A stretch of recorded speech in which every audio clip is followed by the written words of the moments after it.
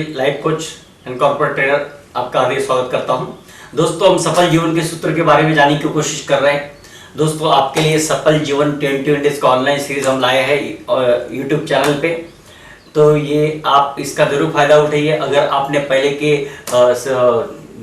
Parts अगर नहीं देखेंगे तो आप जरूर उसको देखिए। और आज आपके जो फीडबैक मुझे मिल रहे हैं, बहुत ही अच्छे फीडबैक आपके आ रहे हैं। ऐसे ही आपका प्यार मिलता रहे, बस यही आपसे कामना करता हूं दोस्तों। तो दोस्तों, आज हम देखते हैं सफल जीवन के सूत्र के बारे में। आज का जो अपने सूत्र के बारे में हम जानने वाले हैं, जीवन में सफलता हम कैसे पा सकते हैं, उसका सूत्र जो है रिटायर रिच। मतलब जब हम रिटायर होंगे अपने काम से, अपने प्रोफेशन से, तब हम एक रिच जीवन जी सके। तो ये कैसे पॉसिबल, हम कैसे कर सकते? तो आइए दोस्तों, हम देखते हैं रिटायर रिच सफल जीवन का सूत्र कैसे हम अपने जीवन में अप्लाई कर सकते हैं। दोस्तों, हम पहले कुछ चीजों के बारे में, सबसे पहले मैं आपको बता देना चाहता हूं कि आप सब्सक्राइब करना ना भूलिए और बेल बटन को, आइकॉन को प्रेस कीजिए ताकि आपको नोटिफिकेशन मिलते रहेंगे। और हमारा जो फेसबुक पेज है अविनाश पाटिल फॉर्चून फोरम, आप उसको भी लाइक कीजिए, सब्सक्राइब कीजिए ताकि आपको हमारे जो प्रोग्राम्स आते थे उनके बारे में इंफॉर्मेशन मिलती रहेगी। तो दोस्तों, हम कुछ टर्म्स जानने की कोशिश करते हैं। एक मेडिकल एनालिसिस के हिसाब से हमारी जो बॉडी है, हमारी बॉडी जो है ये 100 साल जीने के लिए बनी है। हमारी ह्यूमन बॉडी जो है 100 इयर्स जीने के लिए बनी है। अगर हम देखेंगे कि अपने ऑर्गन जो है, अगर हम ऑर्गन डोनेट करते हैं, समझ कोई 50-60 एज का है और उसके ऑर्गन, अगर किसी का हार्ट ट्रांसप्लांट हुआ है या कोई ऑर्गन अगर शिफ्ट किया, तो वो वापस नई बॉडी में जब इम्प्लांट होता है, नए इंसान के बॉडी में जब इम्प्लांट होता है, तो वापस फिर वो आदमी जो है वो 50 साल तक जीता है या 60 साल तक, 70-80 साल तक जीता है। इसका मतलब अगर देखा जाए तो हमारे जो ऑर्गन्स बने अपने बॉडी के अंदर के, ये 100, 150, 200 साल जीने के लिए बने हैं। मतलब यह है सिंपल वे मेडिकल एनालिसिस का, अगर अपना एक पूरा बॉडी जो है, हम कम से कम 100 साल जिंदगी आसानी से जी सकते, इस हिसाब से अपनी बॉडी बनी हुई है। मगर देख, इसको ये जीने में प्रॉब्लम्स क्या क्या है उसके बारे में हम जैसे कौन से चांसेस है कि हम 100 साल से पहले जाने के चांसेस क्या क्या है उसके बारे में हम जरा जानते हैं। पहला चांस यह है, मगर चांस मतलब इवेंट्स, घटना क्या हो सकती है ऐसा जिससे हम 100 साल से पहले जा सकते हैं इस दुनिया से। तो उसका पहला रीजन जो है एक्सीडेंट। एक्सीडेंट की वजह से ये हो सकता है कि हम ये 100 साल के जीवन ना जी पाए। तो उसके लिए हमें सिर्फ ये ही करना पड़ेगा दोस्तों कि हमें सेफ्टी रूल्स फॉलो करने पड़ेगा। अगर हम सेफ्टी रूल फॉलो करते हैं तो ये एक्सीडेंट से हम बच सकते हैं। नो डाउट हम अपनी कोशिश कर सकते हैं, बट जाने के चांसेस ज्यादातर 100 साल के पहले की है एक्सीडेंट के हिसाब से। तो हमारे पास में एक ही चॉइस है कि हम सेफ्टी एक्सीडेंट रूल्स को फॉलो करें, सेफ्टी रूल्स फॉलो करें, follow the safety rules, traffic rules, so that accident will not happen in our life. Second point ये हो सकता है, सेकंड रीजन जो है बिफोर 100 इयर्स डेथ का, वो है इन्फेक्शन। अगर हमारी बॉडी में अगर कोई इन्फेक्शन हो गया तो हम अर्ली डेथ हमारी हो सकती है। तो हमें कभी भी हेल्दी फूड खानी चाहिए इसीलिए, और अल्कलाइन फूड खानी चाहिए। अल्कलाइन फूड खाएंगे तो हमारे पेट में इन्फेक्शन नहीं होंगे। और हम अगर एसिडिक फूड खाएंगे तो फिर ये चांसेस इन्फेक्शन के बढ़ जाते हैं। तो अल्कलाइन फूड्स मतलब का होता है जैसे कि फ्रूट्स है, नट्स है, वेजिटेबल्स है, ये सब अल्कलाइन फूड्स में आते हैं। या फिर उसके लिस्ट आपको नेट पे भी मिल सकती है। तो हमारे जो भी फूड हम खाते हैं वो अल्कलाइन फूड होना चाहिए, जिससे इन्फेक्शन के चांसेस कम रहेंगे। अच्छा, ऑर्गन फेल्योर की वजह से भी प्रीमेच्योर डेथ हो सकती है। तो इससे अगर बचना है तो ये ऑर्गन फेलियर के ज्यादातर रीजन ये बिकॉज ऑफ स्ट्रेस। अगर हम ज्यादा स्ट्रेसफुल लाइफ जीते हैं तो ऑर्गन फेलियर होने के चांसेस बढ़ जाते हैं। तो स्ट्रेस फ्री लाइफ जीने की कोशिश कीजिए। और हम तो सफल जीवन के हैप्पी जीवन के सूत्र के बारे में जान ही रहे हैं। तो जो मैंने पहले से आपको बताया है वो अगर आप इसको फॉलो करेंगे तो आपको लाइफ में कभी भी स्ट्रेस नहीं आएगा। और एक रीजन जो है अर्ली डेथ का वो है मर्डर। अगर मर्डर हो जाता है तो हम अर्ली डेथ अपनी हो सकती है। दूसरा है कि और एक रीजन जो है सुसाइड का। तो सुसाइड जो करते हैं लोग उनका रीजन जो होता है कोई लॉस उनकी लाइफ में हो गया है, या फिर कोई प्रेशर उनके दिमाग में, या फिर कोई टेंशन है, या फिर कोई ओवर कमिटमेंट के हिसाब से लाइफ जी रहे थे तो अभी वो पूरी नहीं कर पा रहे हैं, या फिर कुछ लोन का बर्डन है, फाइनेंशियल क्राइसिस है, या फिर कोई समस्याएं है जिनको सुलझा नहीं पा रहे हैं।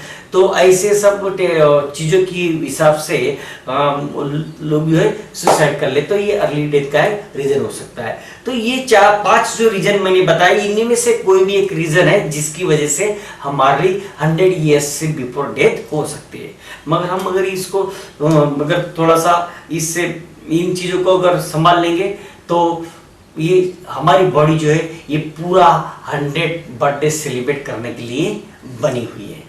तो अब ये बनी तो है हमारी बॉडी 100 साल जीने के लिए। हमारी बॉडी जो है 80 साल, 100 साल, 100 साल, 150 साल जीने के लिए बनी है। मगर सवाल मेरा आपसे ये है दोस्तों, बॉडी तो है हमारी बनी 100 साल जीने के लिए, but are you eligible to live for 100 years? मगर क्या हम एलिजिबल है ये 100 साल जीने के लिए? शरीर तो बना है 100 साल जीने के लिए, मगर क्या हम एलिजिबल है? जरा देखते हैं दोस्तों, समस्या क्या क्या है ये 100 साल जीने के लिए। जब रिटायरमेंट की हमारी समस्याएं क्या क्या है हम उसके बारे में जरा देख लेते हैं। ऐसी 4 टाइप की डिपेंडेंसी होती है दोस्तों रिटायरमेंट के टाइम पे। हम नॉर्मली 60 की उम्र तक अपना कार्य करते रहेंगे, मगर एक ना एक दिन तो ऐसा है जब हमको रिटायरमेंट लेनी पड़ेगी। जब हम अपने काम से रिटायर हो जाएंगे, हमको जीने हैं 100 साल। 100 साल के लिए अपनी बॉडी बनी है। अब वो तो ऊपर वाले की मर्जी अपने को कब तक जीता रखे, मगर अगर 100 साल वाकई में अगर हम जिंदा रह गए तो सवाल ये है मेरा आपसे, ये 100 साल जिंदा रहने के लिए हम एलिजिबल है क्या? क्योंकि 60 के बाद जब हम रिटायर हो जाएंगे तब हमारी जो डिपेंडेंसी है हमारी रिटायरमेंट के टाइम पे 4 टाइप की डिपेंडेंसी होती है रिटायरमेंट के टाइम पे। एक होती है फाइनेंशियल डिपेंडेंसी। रिटायरमेंट के बाद में जो खर्चा हमें लगेगा, जो खाने पीने का हमें लगेगा, जो मेडिकल एक्सपेंस हमारे लगेगा, उसके लिए हमारा खर्चा कौन उठाएगा, कौन करेगा? ये सबसे बड़ा सवाल है दोस्तों। तो इसीलिए हमको एक जरूरी करना कि हमें प्रोविजन करना चाहिए। हमें इस तरह का प्रोविजन करना पड़ेगा इन्वेस्टमेंट का, सेविंग का, कि जिससे जब हम रिटायर होंगे तब हमें मंथली रेगुलर इनकम मिलते रहना चाहिए। मतलब जब हमारा ये इनकम 60 के टाइम पे हमारा जब इनकम बंद हो जाएगा तब रिटायरमेंट जब हमारा शुरू होगा, आज से ऐसा इन्वेस्टमेंट करना चालू कीजिए कि जब हम रिटायर होंगे तब हमें मंथली इनकम मिलना चालू हो जाए। तो ये फाइनेंशियल डिपेंडेंसी से हम काम सामना कर पाएंगे। दूसरा नेक्स्ट डिपेंडेंसी है दोस्तों रिटायरमेंट की लाइफ में, वो है फिजिकल हेल्थ डिपेंडेंसी। दोस्तों अगर हम रिटायरमेंट के बाद में फिजिकल डिपेंडेंसी, हेल्थ डिपेंडेंसी बहुत आ जाती है। और आजकल हम देखते हैं कि आजकल बच्चों जो है वो कोई ज्यादातर फॉरेन में सेपरेट लाइफ जी रहे हैं या फिर फॉरेन में सेटल हो गए हैं। अभी की जो पीढ़ी है, अभी की तो जनरेशन है जो माँ बाप के साथ में ज्यादातर रहना पसंद नहीं करती है, या फिर वो कहीं और सेटल हो रही है, या फिर माँ बाप कहीं और रह रहे तो बच्चे कहीं उनके बच्चे कहीं और रह रहे। तो ऐसे इसमें हमारी अगर हेल्थ अच्छी नहीं रहेगी, हमारे अगर फिजिकली हम हेल्दी नहीं रहेंगे तो ये रिटायरमेंट के टाइम पे आफ्टर एज 60 बहुत ही बड़ी समस्या अपने लिए बन सकती है। हम बहुत सारी डिपेंडेंसी हमारी आ जाएगी। कौन हमारा ख्याल रख पाएगा, कौन ये जरूरत की चीज़ें, जरूरतमंद की चीज़ें हमको कर पाएगा, हमारे लिए कर पाएगा, हमें दे पाएगा। अगर हम खुद ही काबिल नहीं रहेंगे चलने फिरने के या खाने पीने के, और समस्या अगर दर्द ये अपने पास में ज्यादा होगा, मतलब फिजिकली अगर हम लोग फिट नहीं है तो हम ये जिंदगी मिलेगी तो सही मगर हम खुशहाल तरीके से नहीं जी पाएंगे दोस्तों। तो ये फिजिकल हेल्थ फिटनेस का भी हमें ख्याल रखना बहुत ही जरूरी है, इसलिए मैंने आपको हेल्थ फिटनेस के बारे में भी ये सफल जीवन के सूत्रों में बताया हुआ है। नेक्स्ट थर्ड डिपेंडेंसी अपनी आती है दोस्तों इमोशनल डिपेंडेंसी। इमोशनल डिपेंडेंसी मतलब जैसे कि बुढ़ापे में हम कुछ काम धंधे नहीं रहते हैं। अब कुछ काम नहीं रहेगा तो सिंगल आदमी बैठ, खाली आदमी शैतान का घर बोलते हैं ना, खाली दिमाग शैतान का घर, तो वैसे वो डिपेंडेंस वो उसको सब उस टाइम पे इतनी फुर्सत होती है कि वो सब जो जिंदगी जी पुरानी वो सब याद आना चालू हो जाती है। अब पूरा जो जीवन हमने जिया था उसमें कुछ अच्छी भी चीजें होती है, कुछ बुरी भी चीजें होती है, कुछ चीजें हमने गलत की होती है, कुछ अच्छी चीजें की होती है। तो इन सब का जो इमोशनल बर्डन प्रेशर हमारे माइंड पे आता है वो इमोशनली सपोर्ट देने के लिए उस टाइम पे बुढ़ापे में कोई होता नहीं है। अगर बच्चे भी साथ, बच्चों के साथ भी अगर रह रहे तो भी बच्चों को इतनी फुर्सत नहीं होती कि वो माँ बाप को समय दे पाए। वो माँ बाप को, पेरेंट्स को समय नहीं दे पाते। वो तो पेरेंट्स अपने मन किसी के सामने खोल नहीं पाते, या फिर ज्यादातर ये होता है कि पेरेंट्स अलग रह रहे, बच्चे अलग रह रहे, तो भी इमोशनली वो अपने आप को एक्सप्रेस नहीं कर पाते। पेरेंट्स बहुत चाहते हैं बुढ़ापे में कि मतलब बच्चे से बातें करें, दूसरों को अपने मन की बातें बताए, मगर उनकी बातें सुनने के लिए किसी के पास में समय होता नहीं है, कोई समय देता नहीं है। तो दोस्तों ये इमोशनली डिपेंडेंसी को अगर दूर करना रहेगा तो उस टाइम पे अगर आप स्पिरिचुअली किसी के साथ में संस्था से अटैच हुए हैं, किसी मंदिर में, किसी स्पिरिचुअल कम्युनिटी से अगर आप अटैच है तो ये इमोशनल डिपेंडेंसी की इतनी तकलीफ नहीं आती है, क्योंकि हम वो स्पिरिचुअली में या फिर अलग अलग के कर्म कांड में या फिर पूजा पाठ में इतने व्यस्त रहते हैं तो स्पिरिचुअल डिपेंडेंसी थोड़ा कम हो जाते हैं। और स्पिरिचुअल ये इमोशनल डिपेंडेंसी को तोड़ने का एक और तरीका है जो बहुत ही अच्छा कारगर है। हमें यंग फ्रेंड्स बनाने चाहिए बुढ़ापे में, हमें यंग फ्रेंड मैं सबसे पहले आपको पूछना चाहता हूं, अगर मैं आपको ये सवाल पूछूं बूढ़ा कौन है तो क्या बताएंगे आप? यही कि जिसकी उम्र हो चुकी वो गई वो बूढ़ा है, यही बोलेंगे ना। या फिर जिनके बाल सफेद हो गए वो बूढ़ा है, या फिर जो चल फिर नहीं सकते वो बूढ़ा है, या फिर जिनकी 60 साल से ज्यादा उम्र होगी वो बूढ़े हैं, यही आप बोलोगे? नहीं दोस्तों, बूढ़ा वो इंसान है जिसने सीखना बंद कर दिया, जिसने सीखना बंद कर दिया है जीवन में, जिसने नया कुछ करना बंद कर दिया है जीवन में, जिसने बदलाव लाना बंद कर दिया है जीवन में, वो इंसान बूढ़ा है। वो 10 साल का बच्चा भी बूढ़ा है अगर वो जीवन में कुछ नया नहीं सीख रहा है हर दिन। अगर वो जीवन में कुछ नया नहीं कर रहा है तो वो भी बूढ़ा। वो यंगस्टर, वो जवान भी बूढ़ा है जो जीवन में कुछ नया नहीं कर रहा है। और जो 70 साल की उम्र के बावजूद भी कुछ नया सीख रहा है, नया करने की कोशिश कर रहा है, 80 साल की उम्र के बावजूद भी कुछ नया कर रहा है, नया पाने की कोशिश कर रहा है, वो जवान है दोस्तों। तो बुढ़ापा का मतलब ये नहीं है कि उम्र हो जाना मतलब बूढ़ा हो जाना। बुढ़ापे का मतलब ये है निष्क्रिय बनना, नई चीजें अडॉप्ट ना करना, नए चेंजेस को स्वीकार ना करना, नई चीजें ना सीखना, ये बुढ़ापे के लक्षण है।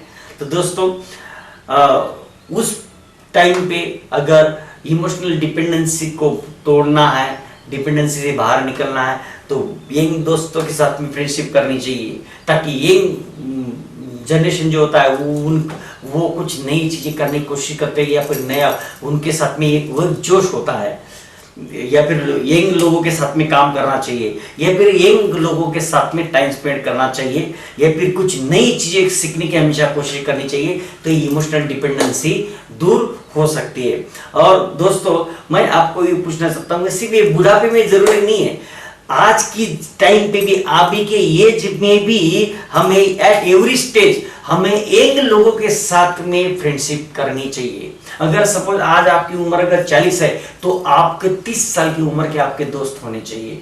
अगर आज की आपकी उम्र 50 है तो आपके 25, 30, 40 साल की उम्र के आपके दोस्त होने चाहिए। आपकी उम्र अगर आज 60 है तो आपके 30, 40, 50 साल की उम्र के दोस्त होने चाहिए। क्योंकि अगर आप उनके साथ में दोस्त रहोगे तो आप वो लोग जिस तरह से खुशहाल जिंदगी जी रहे, बिंदास जिंदगी जी रहे, वही सब जिंदगी जीने का आपका मन करेगा। अगर आप आपके उम्र के लोगों के साथ में दोस्ती रखोगे तो उनके और आपके प्रॉब्लम सेम रहेंगे और आप प्रॉब्लम में उलझते रह जाओगे। और आप बोलते हैं ना, मतलब एक दुखियारा दूसरे दुखियारा का सहारा बन जाता है, और एक दुखियारा के दूसरे दुखियारा के साथ में दुख बांटने की कोशिश करते रह जाएगा, और वो भी दुखी रहेगा और हम भी दुखी रहेंगे, या फिर हम दुखी रहेंगे तो उसके दुखी करते रहेंगे। तो दोस्तों ये दुख बांटने का हम प्रयास करते रह जाएंगे। इससे बढ़िया चीज ये है कि हम अभी से ये आदत डाल दे कि इन लोगों के साथ में हम दोस्ती बनाना शुरू कर दें, इन जनरेशन के साथ में हम काम करें, तो हम हमेशा जिंदा दिल रहेंगे, हमेशा कुछ करने की हमारी चाहत बनी रहेगी, हम जीवन में हमेशा खुशहाल रह पाएंगे।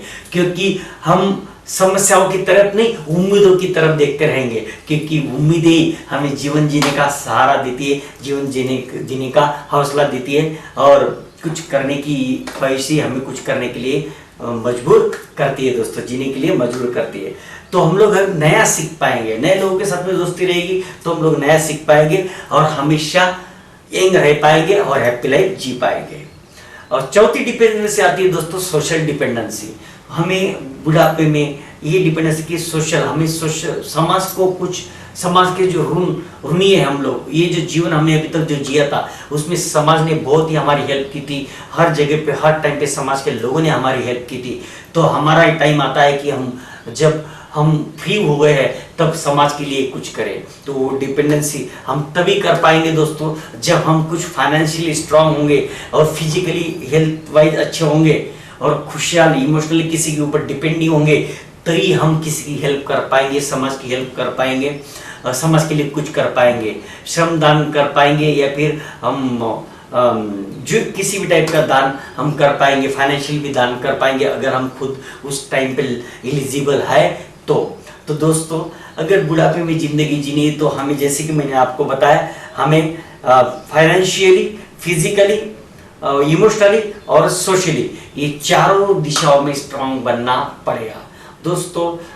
जिंदगी जिएंगे तो अपने दम पे खुद के नाम से जियो। उस बुढ़ापे में ऐसा नहीं होना चाहिए कि ये इसके पिताजी है, उसके पिताजी है। जिंदगी ऐसे जियो कि अपने नाम से, जैसे अमिताभ बच्चन, कोई बोलता है ये अभिषेक बच्चन के पिता है? नहीं, उल्टा अभिषेक बच्चन को देख के बोलते हैं लोग कि ये अमिताभ बच्चन का बेटा है। तो अपने नाम से, खुद के दम से, अपने नाम से जिंदगी जियो। अगर आप फाइनेंशियली स्ट्रांग होगे, फिजिकली फिट रहोगे, इमोशनली आपको किसी की जरूरत नहीं है, अपने बच्चों की जरूरत नहीं है, तो आप समाज के भी कुछ काम में आ पाएंगे, समाज को भी कुछ दे पाएंगे, तो आप अपने नाम से जाना जाओगे, अपने कीर्ति आप स्थापित करोगे दोस्तों। Don't depend on children's name. बच्चों के नाम पे जिंदगी मत जियो, अपने नाम पे जिंदगी जियो। अपने जब जाओगे ना दोस्तों तो अपना नाम छोड़ के जाओ। और हर कोई चाहता है, जब जाने का समय आता है ना दोस्तों, तो हर कोई चाहता है कि मेरा नाम लोग, मेरे जाने के बाद में लोग मेरा नाम ले। ये हर एक की ख्वाहिश होती है, हर एक की इच्छा होती है। तो दोस्तों ऐसी जिंदगी जीने के लिए आज से ही हमको समझना पड़ेगा। जब हम रिटायर होंगे तो ऐसा रिटायरमेंट अपना जाए कि एक रिच रिटायरमेंट हम जीना चाहिए, ताकि हमारे जीवन की तरफ देख के लोग भी सोचे कि यार क्या जिंदगी जिया है। तो ये दोस्तों, ये रिटायर रिच जिंदगी जीने के लिए हम जरा अपने लाइफ साइकिल, जैसे मैंने आपको बताया कि ये डिपेंडेंसी है, तो अपने जीवन की लाइफ साइकिल क्या होती है वो जरा देखते हैं हम लोग। दोस्तों हमारे जीवन का जो मैप होता है वो इस तरह से होता है। हम जब तक हम एजुकेशन लेते हैं, कॉलेज में रहते हैं, 25 साल की उम्र तक हम सपोर्टेड लाइफ जीते हैं, मतलब हम अपने पेरेंट्स के ऊपर डिपेंडेंट रहते हैं जब तक हम कॉलेज में रहते हैं, एजुकेशन लेते रहते हैं। तब जब हमारा एजुकेशन खत्म हो जाता है तब, और जब तक हमारी शादी नहीं हो जाती है, उस बीच पीरियड में जो जिंदगी हम जीते हैं उसमें हम अपना जॉब भी करते हैं, अपना इनकम का भी शुरुआत कर देते हैं, अर्निंग करना चालू कर देते हैं। मगर उस पीरियड में जो है, हाँ, ना हमारे पेरेंट्स हमारे ऊपर डिपेंड है और ना ही हमारे ऊपर कोई और डिपेंड है, क्योंकि हमारी अभी तक शादी हुई नहीं है। तो ये जो पीरियड होता है ये इसमें डिपेंडेंसी हमारी नहीं होती, ना पेरेंट्स हमारे ऊपर डिपेंड होते हैं और ना ही हमारा फैमिली, हमारा परिवार हमारे ऊपर डिपेंड होता है।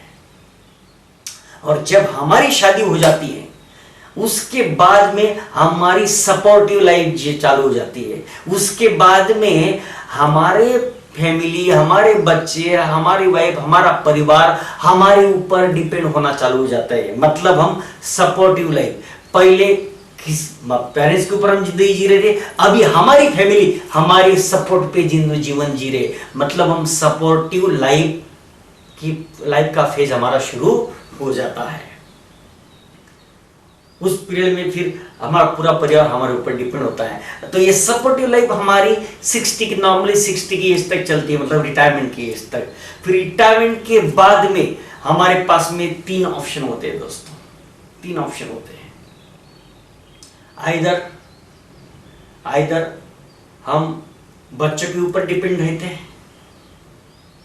आफ्टर 60 के बाद में 3 ऑप्शन हमारे सामने होते हैं। आइदर डिपेंड ऑन चिल्ड्रंस, या फिर समाज के ऊपर अनाथालय में जीवन जिएंगे।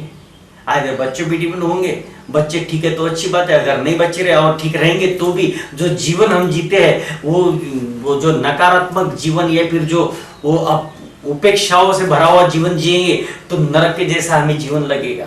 या फिर बच्चे अगर नहीं संभाले तो अनाथालय में जीवन जिएंगे। दूसरा चॉइस ये होता है, या फिर रिटायरमेंट के बाद भी खुद का जीवन जीने के लिए, खाने पीने के लिए, जीवन व्यापन के लिए हमें रिटायरमेंट के बाद भी काम करना पड़ेगा, मरते दम तक काम ही करना पड़ेगा। और तीसरा चॉइस वो हो सकता है दोस्तों, इंडिपेंडेंट लाइफ जिए, इंडिपेंडेंट लाइफ जिए। तो कैसी लाइफ आप जीना चाहते हो? आप रिटायरमेंट के बाद में बच्चे को भी डिपेंडेंट लाइफ जीना चाहते हो, अनाथ आश्रम में लाइफ जीना चाहते हो, या जीवन भर काम ही करना चाहते हो, स्ट्रगलिंग लाइफ, उसके बाद भी काम करना चाहते हो, या फिर इंडिपेंडेंट अपने दम पे रिटायरमेंट की लाइफ जीना चाहते हो? चॉइस आपके पास में, और डेफिनेटली आपका चॉइस ये होगा कि आप अपने खुद के दम से रिटायर लाइफ जीना चाहते होंगे। Yes, correct. तो दोस्तों ये रिटायर लाइफ जो है खुद के दम पे हम लोग कैसे जी सकते उसके बारे में मैं आपको बता देना चाहता हूं। दोस्तों एक सर्वे हुआ था, वर्ल्ड हेल्थ ऑर्गेनाइजेशन ने एक सर्वे किया था अमेरिका में, उससे जो रिजल्ट आया था वो रिजल्ट मैं आपके सामने बता देना चाहता हूं। सर 100 में से 1 पर जो अबव 60 के लोगों का जो सर्वे आया था उसमें 1% वेयर वेल्थी, 1% लोग जो वेल्थी थे, फाइनेंशियली स्ट्रांग थे और अच्छी जिंदगी जी रहे थे अबव 60 में। 4% were maintaining their standard of living, और 4% लोग जो है जैसे चल रहे थे वैसी स्टैंडर्ड ऑफ लिविंग उन्होंने मेंटेन की थी। मतलब 1% एकदम शहंशाहों की जिंदगी जी रहे थे आफ्टर ये 60 भी, और 4% लोग जो जीवन जी रहे थे वो मेंटेन कर पा रहे थे, और 23% स्टिल वर्किंग, और 23% लोग जो है बुढ़ापे में भी जिंदगी जीने के लिए काम कर रहे थे। और 9% वेयर डेड, और 9% लोग जो है वो स्वर्गवासी हो गए, देहांत हो गए, और 63% वे आर डिपेंडेंट ऑन चिल्ड्रेन और चैरिटी, और 63% ऐसे एजेड लोग थे जो आइदर बच्चे भी डिपेंड थे या फिर चैरिटी पे डिपेंड थे, अनाथ आश्रम पे डिपेंड है। तो इसमें से कैसा जीवन आप चाहते हैं रिटायरमेंट के लिए? तो जरूर आप बोलते होंगे कि भाई वो 1% या फिर वो 4% लोगों के तरह ही हमको रिटायरमेंट में जीवन जीना है। करेक्ट, आप में से हर कोई, हम में से, मैं भी वैसे ही चाहूंगा, आप भी वैसे ही चाहोगे, बट ये सिर्फ 5% लोग ही मेंटेन कर पाए। 95% लोग जो है रिटायरमेंट के बाद में अपना जीवन अपनी मर्जी से, अपने हिसाब से नहीं जी पा रहे हैं। तो क्यों हुआ ऐसा? ऐसा क्यों है? इस तरह का क्यों रिजल्ट, इस तरह का सर्वे से जो सत्य सामने आया, ये ऐसा क्यों हो रहा है? तो जरा जानने की कोशिश करते कि ऐसा क्यों हुआ है। अगर मैं आपको पूछूं कि ऐसा क्यों, तो आपका एक ही जवाब होगा, शायद उन्होंने प्रॉपर प्लानिंग नहीं किया होगा। करेक्ट, आप यही बात जवाब दोगे? देखते हैं दोस्तों क्या जवाब है। Why this happen? शायद आप बराबर बोल रहे हैं, शायद उन्होंने प्रॉपर प्लानिंग नहीं किया होगा, या फिर शायद ये हो सकता है कि वो सोचते होंगे कि वो बच्चों के ऊपर डिपेंड होंगे, क्योंकि वो सोचते होंगे कि शायद बच्चे उनका ख्याल रखेंगे। और हम लोग भी क्या सोचते हैं दोस्तों? हम लोग भी यही सोचते हैं, नॉर्मली ये डिफॉल्ट मान के चलते हैं। और इंडिया में तो सबसे ज्यादा लोग ये ऐसा ही मान के चलते हैं कि बुढ़ापे में बच्चे संभालेंगे। करेक्ट बोल रहा हूं ना मैं? तो ऐसा मान के चलते, शायद वो लोग भी यही मान के चले होंगे। और ये हर कोई मान भी सकता है, मानने का अधिकार हर एक को है। मगर हम सब जानते हैं जो जनरेशन चल रही है, आगे आ रही है, उससे कितना बच्चे अच्छे निकले तो ठीक, नहीं निकले तो गॉड नोज। मगर शायद उन्होंने ये समझ लिया कि बच्चे ख्याल रखेंगे और इस वजह शायद ये परिस्थिति आई होगी। या फिर ये भी रीजन हो सकता है, शायद रॉन्ग इन्वेस्टमेंट हो गया उनसे, शायद ज्यादा रिटर्न के चक्कर में उन्होंने जो अपने पास में जो फाइनेंस होगा वो रॉन्ग जगह पे इन्वेस्ट कर दिया होगा, गलत जगह पे इन्वेस्ट कर दिया होगा, गलत ये चीजों में इन्वेस्ट कर दिया होगा, या फिर गलत सेक्टर में इन्वेस्ट कर दिया होगा। तो इसलिए शायद उनका ये फाइनेंस गड़बड़ा गया होगा और इसीलिए वो रिटायरमेंट के टाइम पे अपने पास में फंड जमा नहीं कर पाए होंगे। ये हो सकता है। या फिर शायद ये हो सकता है कि हमेशा उन्होंने पोस्टपोन किया रहेगा। वो चाहते तो होंगे कि कुछ सेविंग कर लो, कुछ इन्वेस्टमेंट कर लो, ताकि बुढ़ापे के लिए फाइनेंस अरेंज हो जाए, मगर शायद वो हमेशा पोस्टपोन करते होंगे। और शायद ये हर एक के साथ में होता है। हम लोग भी सोचते हैं कि भाई प्रोविजन कर लो, प्रोविजन करना बहुत जरूरी है, सेविंग करना बहुत जरूरी है, हम लोग भी मानते हैं, मगर जाने अनजाने में हम पोस्टपोन करते ही रह जाते हैं।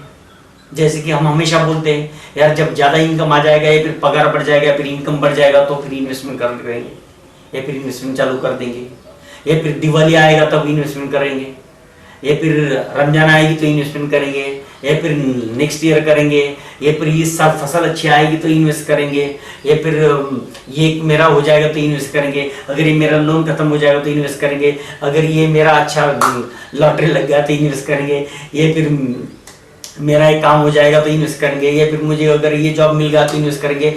ऐसे हम पोस्टपोन करते रह जाते। शायद उन लोग उनसे भी यही गलती हो गई होगी, या फिर शायद कोई एडवाइजर उनको अप्रोच ही नहीं किया होगा, या फिर कोई मतलब कोई आके उनको समझा ही नहीं होगा कि बाबा उनको आज से ही इन्वेस्टमेंट करना क्यों जरूरी है, यंग एज में से ही इन्वेस्टमेंट करना क्यों जरूरी है, सेविंग करना क्यों जरूरी है।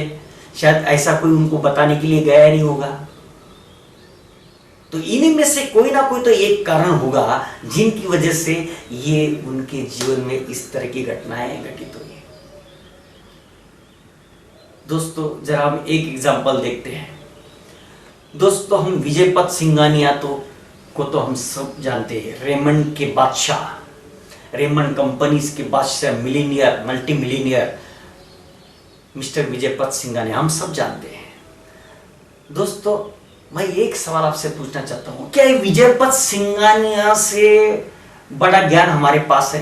क्या विजयपत सिंघानिया से बड़े ज्ञानी हम लोग? क्या विजय सिंघानिया से बड़े नॉलेजेबल है? क्या विजयपत सिंघानिया की तरह जिंदगी हम जी पा, जो जिंदगी उन्होंने जी है, क्या वैसी जिंदगी हम आज जी पाए? क्या जो अंपायर उन्होंने खड़ा किया, क्या वैसा अंपायर हमने खड़ा किया है? मगर उसके बावजूद भी विजयपत सिंघानिया, उनका हाल हम जानते हैं। आज रिटायरमेंट के दौर में वो जीवन यापन के लिए उनके पास में पैसे नहीं है। आज वो लाइफस्टाइल अपनी मेंटेन नहीं कर पा रहे, लिविंग स्टैंडर्ड मेंटेन नहीं कर पा रहे। क्या हम कभी बोल सकते हैं क्या गलती हुई उनसे? जरा सोचो। जैसे एक माँ बाप सोचता है बच्चे ख्याल रखेंगे, उन्होंने यही गलती की ना कि भाई बच्चे ख्याल रखेंगे। तो ये जाने अनजाने में हर एक से गलती हो जाती है। हम भी कुछ अलग नहीं है, हम भी इंसानी है, वो भी इंसानी है, गलती हर एक से हो जाती है। या फिर मुझे बताओ क्या अभी कैसा हो सकता है रॉन्ग इन्वेस्टमेंट? अरे विजयपत सिंघानिया के पास में इतना पैसा था कि अगर वो रॉन्ग इन्वेस्टमेंट भी कर देते तो भी उनका चल जाता है। तो भी उनके पास में पैसे रहते रिटायरमेंट के लिए, इतना पैसा था। मगर हम रॉन्ग इन्वेस्टमेंट नहीं कर सकते दोस्तों। हम मेहनत से बड़ी मुश्किल से पैसा कमा पा रहे हैं। अगर अपनी मेहनत का पैसा, अपनी पसीने का पैसा, अपने जो हमने जला है उसका पैसा अगर हम रॉन्ग इन्वेस्टमेंट में कर देंगे, किसी के बहकाव में आगे, गलत बहकाव में आगे, या हाई रिटर्न्स के चक्कर में या लालच के चक्कर में अगर रॉन्ग इन्वेस्टमेंट हमारा हो गया, तो दोस्तों हमारे पास में ऐसा पैसा नहीं है कि हम बहा देंगे तो भी चल जाएगा। हमारा मेहनत का पैसा है, खून पसीने का पैसा है, तो हमें इन्वेस्टमेंट करने से पहले 2 बार सोचना चाहिए, कहीं रॉन्ग इन्वेस्टमेंट तो नहीं कर दे रहे हैं। दूसरा, कहीं हाई रिटर्न्स के चक्कर में हम गलत जगह पे तो इन्वेस्ट नहीं कर रहे हैं, ये हमें सोचना पड़ेगा। ऑलवेज पोस्टपोन, और ये जो हम हमेशा पोस्टपोन करते चले जा रहे हैं, विजय पथ सिंघानिया, क्या आपको क्या लगता है कि उनको किसी ने एडवाइस नहीं किया होगा?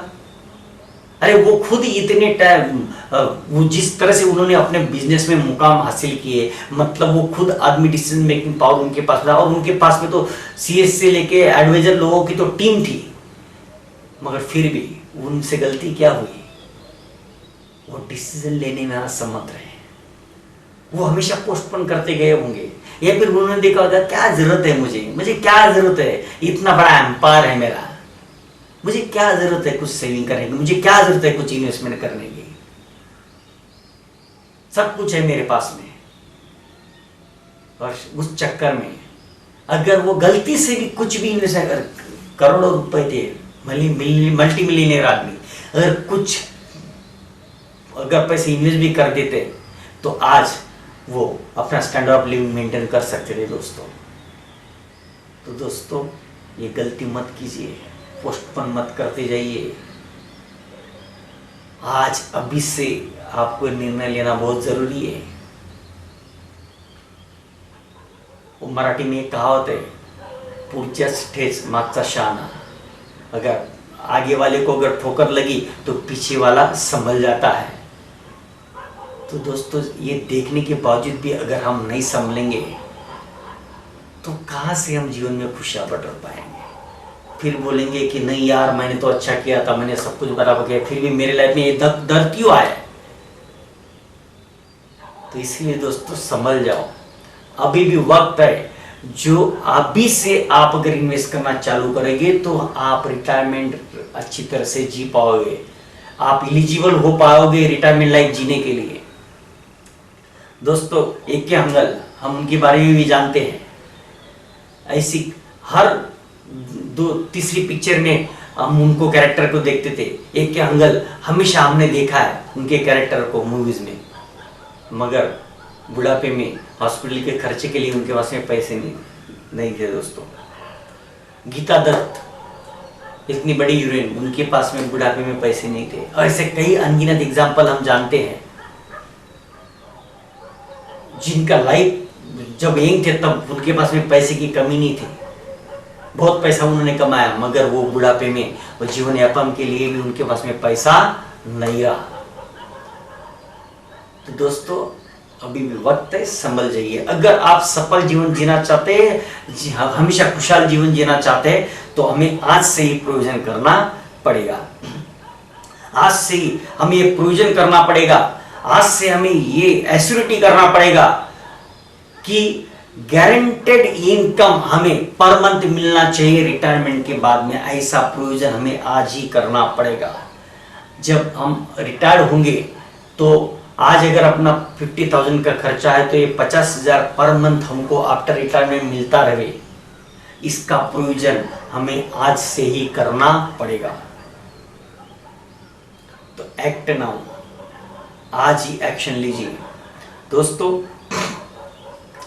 जब तक जियो तो अपने दम पे जियो। मैं आपको एक ही सजेशन देना चाहता हूं, आपके पहचान के जो भी एडवाइजर होंगे, इंश्योरेंस एडवाइजर होंगे, इन्वेस्टमेंट कंसल्टेंट होंगे, आप उनको बुलाइए, उनका सजेशन लीजिए और आज ही निर्णय लीजिए आपके अपने सुखी जीवन का। 100 साल जिंदगी कितनी है ये तो ना मैं जानता हूं और ना ही आप जानते हो दोस्तों। अगर गलती से अगर ये लंबी जिंदगी मिल गई तो ये लंबी जिंदगी जीने के लिए हम लायक होने चाहिए। और इसीलिए आज से ही शुरुआत कीजिए, आज से ही शुरुआत कर दीजिए। छोटा सही बड़ा सही, जितना भी आप इन्वेस्ट करना चाहती है आप उतना इन्वेस्ट कीजिए, मगर कम से सही, छोटे छोटे अमाउंट से सही, मगर आज से ही आप इन्वेस्टमेंट करना शुरू कर दीजिए। तो अपने एडवाइजर को बुला के उनके साथ में डिस्कस कीजिए और आज से ही अपने रिटायरमेंट की खुशियों का पिटारा जो है, खुशियों की ताला जो है, खुशियों का संग्रह करने की शुरुआत कर दीजिए दोस्तों। जब तक जिंदगी जियोगे दोस्तों, जब तक जिंदगी जियो अपने दम पे जिंदगी जियो, अपनी शान से जिंदगी जियो, ताकि अपने बच्चे भी अपना परिवार भी हम पे नाच कर पाए। दोस्तों हम जिंदगी जब बचपन से लेके एजुकेशन तक हमने जिंदगी ऐसी जी, माँ बाप के ऊपर हम डिपेंडेंट थे, तो हमारे हाथ ऐसे फैले हुए थे, तो माँ बाप के आश्रय पे हम जिंदगी जी रहे थे। उसके बाद में जब हमारी शादी हुई तो हम सपोर्टिव लाइफ जिंदगी जीने लगे, मतलब हमारे ऊपर अपने बच्चे अपने परिवार डिपेंड रहने लगा, तो हमारे हाथ ऐसे हो गए। हमने देने का काम किया तो 60 की एज के बाद में दोस्तों 25 साल की उम्र से लेकर 60 साल की उम्र तक हमने देने का काम करेंगे, हम लोग देते रहेंगे। तो ऐसा कुछ आज से ही प्लानिंग करो, आज से ही सेविंग की शुरुआत, छोटा मोटा से सेविंग की शुरुआत कर दो कि 60 साल के बाद में ऐसी नौबत ना आए। जिन बच्चों को हमने सिर्फ देने का काम किया था, ऐसी नौबत ना आए 60 के बाद कि हमको ऐसा हाथ फैलाने की जरूरत पड़े। 60 के बाद भी अगर अपना बच्चे हमारे पास में आएगा ना दोस्तों, तो हमारा हाथ देने के लिए ही उठना चाहिए, ना कि मांगने के लिए। तो हमेशा अपना हाथ देने का ही रहे, ऐसा जीवन में प्रबंध कीजिए दोस्तों। तो हम अपने दम से जिंदगी जी पाएंगे, अपने शान से जिंदगी जी पाएंगे। हमारे बच्चे भी हम पे नाच करेंगे, हमारी बहू हमारे पे नाच करेंगे, हमारे पोते हमारे पे नाच करेंगे दोस्तों, और सब खुशहाल रहेंगे।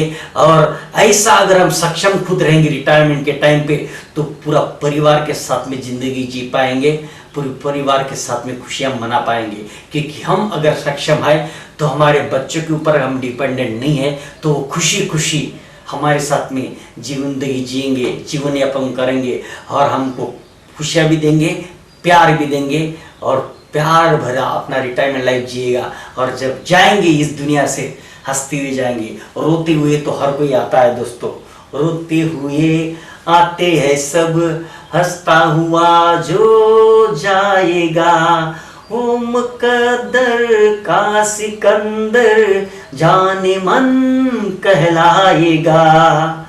रोते हुए आते हैं सब, हंसता हुआ जो जाएगा। बस अपनी जिंदगी का सिकंदर आप ही बन सकते हो, आपको ही बनना है, आज ही निर्णय लीजिए। थैंक यू दोस्तों, खुशहाल रहो, खुश रहो, बस यही कामना करता हूँ दोस्तों। बस वापस आपसे एक रिक्वेस्ट करना चाहूँगा, अगर आपको ये वीडियो अच्छा लगा है, अगर आपको मेरी बातें अच्छी लगी है, तो ज़रूर आप अपने दोस्तों में शेयर कीजिए, अपने फ्रेंड्स को शेयर कीजिए। आप अपने जीवन में मंगल साथे अपने कस्टमर को शेयर कीजिए, अपने क्लाइंट को शेयर कीजिए, आप अपने रिलेटिव्स को शेयर कीजिए। आप भी अपने जीवन में मंगल साधे और दूसरों के भी जीवन में मंगल साधने का जरिया बने। बस यही आपसे कामना करता हूँ, सबका मंगल हो। Thank you and all the best. फिर मिलेंगे। थैंक यू दोस्तों।